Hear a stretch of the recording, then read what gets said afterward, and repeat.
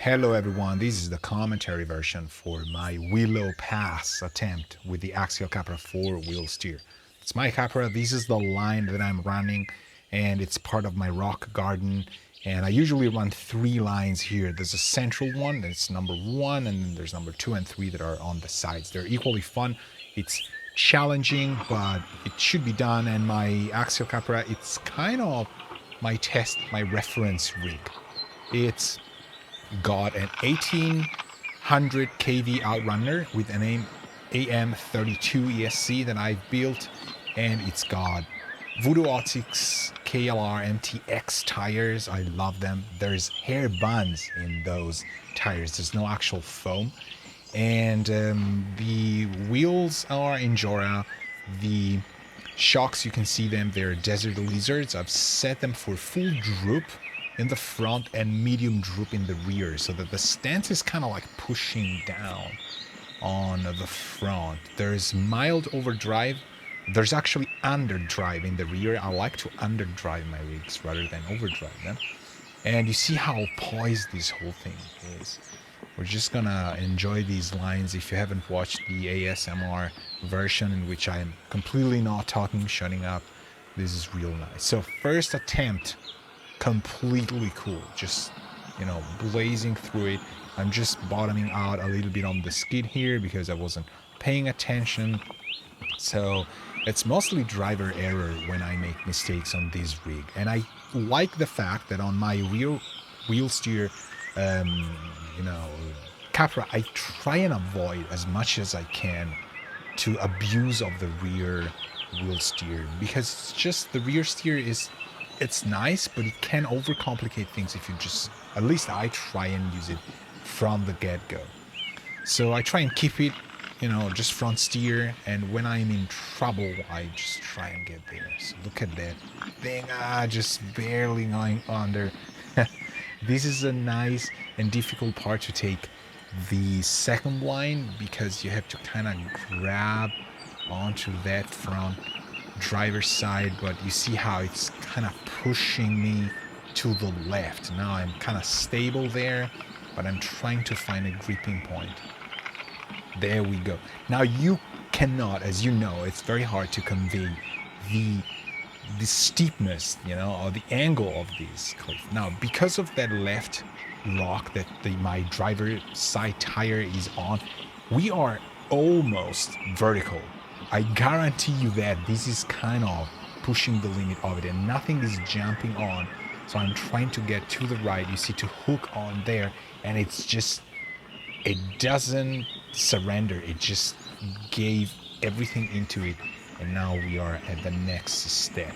So there's leaves and branches here that I have cleaned out, but they keep growing back. Luckily, they've got very nice white flowers, but we have to take care of these rocky side and take these vines out as much as possible. But here, they will probably try and bite on my on my front driver's side. Look at that.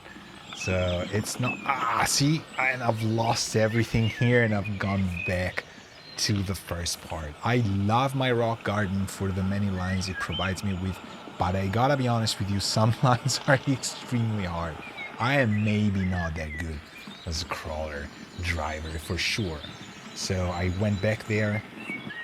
Everything must be done in a very poised way, because if you upset the rigs, look at that beautiful right there. We just need a little bit of a notch, and now we're on top of there. And so my driver's side is acting as a hook, but the vines don't want to let me go. Look at that rear driver's side jumping up. I haven't used rear steer yet.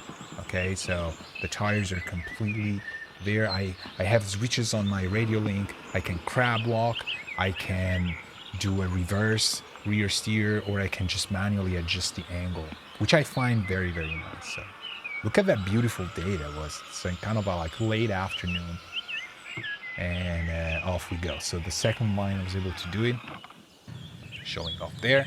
Now we go back to the ramp. I have no idea where I went here. Let's take a look where we go.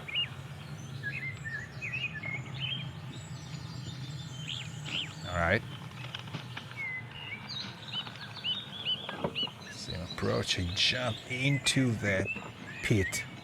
So I'm making it harder than have the driver's side is luckily biting a lot. As I said, I love these MTX tires. They're very hard to find where I live, but I got them from a rig that I bought used. They were on one of my first crawlers. Actually my first crawler that I bought had these tires. I think they're 2.2, but they're not true, like extremely, they don't have a wide OD, so they're in between to me. So I'm taking line 3 here, clearly. And line 3 is very dangerous because of these. There's a lot of undercuts. That rock is offering, the passenger front rock is offering a ledge, but it's angled towards where you're facing. So I could have probably gone much wider than before. So here I'm trying to find grip. I think I'm bottoming out on the belly here. So I'm trying to get back to it. Trying to find a gripping point. I love the AM32 ESCs because you're putting things to such a poised, balanced, non-upsetting part. Look at that. Nice. Passenger side doing pretty much everything here, both front and rear. Now the problem is clearance on that undercut. So I'm trying to put the passenger front on that notch. You see that? But I'm just barely jumping it. See if I can do it. I haven't rewatched the footage, so I'm kind of like, I'm thinking I did everything pretty. I remember nothing crashed and fell, but look how vertical that is. But it's stable because there's a pretty good baseline on the rear, but I'm not moving. So I'm trying a little bit more of a giving the beans to thing. Just okay, trying to find that notch. All right. And I've broken a couple gears here and there in the past just because I just got binding rocks that I wasn't paying attention to. Now here, see? You just make one little mistake and you just jump back to the previous step. So let's see where I am here. And I jump it. As far as I remember, look at that rear, because I think here I've used rear steer. And the way I've done it is I will not steer in the front. I will just keep it straight. I will just steer the rear. Sorry to say. I think, have I gone here? No, okay, so here I'm still trying to do it front wheel. The problem is probably that undercut. There is a chance to do it if I go extremely right side, but I don't want to do it. And that bind on the passenger rear is just preventing me from moving. You see, the tire is just not biting because that hole is pretty much the height of the tire. And so I'm there. Okay, so here I've decided to use rear steer. Just rear steer. Look at that. The front is facing just straight. I love that. That's how I like rear steer the most. To use it instead of the front. So the front keeps looking where we should go. And the rear just finds its way. Okay, so that was nice. Let's try another one. So I'm trying the drag brake here. It's not the best drag brake because it's a 1454, I think, can. It's not that strong of a motor can. So it works, but it works great. There's no cogging. It's just super smooth. I think here I'll go back to line 1.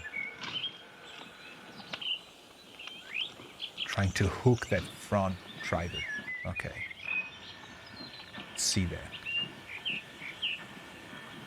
I remember I stayed here quite a while. Sun is setting on us. Look at that nice and a sunny halo. Okay. Look how vertical the Capra is here. Look at how vertical that is. Because right here I moved from handheld camera to a tripod, so all of the shots from here on will be on a fixed position, moving the camera only when the rig is gone out of frame. Look how vertical that is. I got a very noisy Savox servo that works. It's not super strong, but it's very reliable. Look how vertical that is, and it's not rolling over. Look at that. It's not rolling over. When my rigs do that, I know the weight balance is spot on. So here I tried again. I didn't want to go to the left. I wanted to try and work my way to that part, but I kind of tempted, so I've probably done it. I don't remember. Let's see. Okay, so I'm going a little bit back.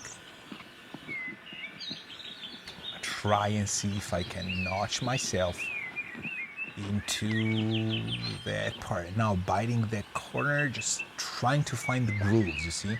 I kind of call these biting the groove, because you're just trying to get desperately into a massive friction point to get the tires to bite. So let's see where I've gone here. Still within the boundaries of line 1. Okay.